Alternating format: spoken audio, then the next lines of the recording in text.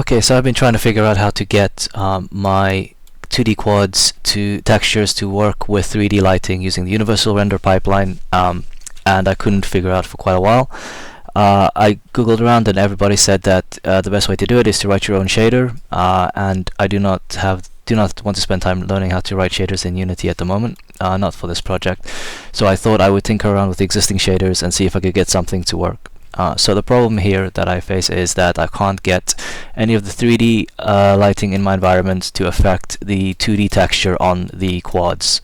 And as an example, we can click play here real quick, and I can show you what I mean. So we've got an NPC here. I'm standing behind him, and you can see he's not affected by the lighting like my character is. If I run in front of him and I get him to chase me, we can see that again none of the lighting is affecting him, even if we go into the dark. So the way I got around this was to use a different shader.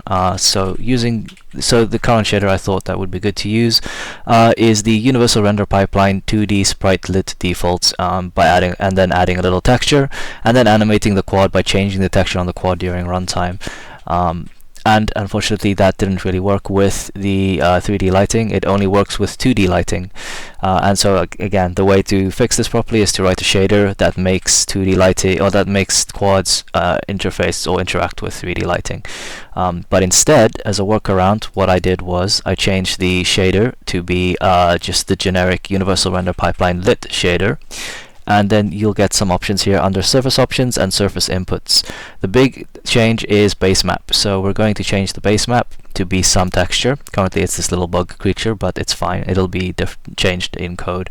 The important settings here, if your quad has any transparency or alpha, we want to make sure that we enable alpha clipping, which I've done here with this check mark, and you can change the threshold. I kept everything else as is. I kept the workflow mode as metallic on purpose. I set the surface type to transparent, again because I make use of transparency, and the blending mode is alpha. You might have to change the color of the base map depending on if your quad doesn't look right. Sometimes the transparency doesn't look completely transparent, but hopefully changing these settings it will work correctly. You also have metallic map because the workflow mode is metallic, and what this will allow you to do is to change how the lighting affects the quad. So if you want the quad to be completely dark when there's absolutely no light, then you can use this metallic map setting to do so. I still want my quads to be somewhat apparent inside complete darkness because of the game type I'm working on, and so I set mine to 0.2. You can experiment with that. And so if we click play now using these, you should be able to see that there is a new little character standing there. He's over here. I know it's not the bug, but my code is overwriting it, which I'll show you in a second. And now, if we get him to chase us like we did before, you can see that he is affected by the lights. So this is a 2D quad being affected by 3D lights. And again, if we run into the shadows, you can see that he gets darker, but not completely dark.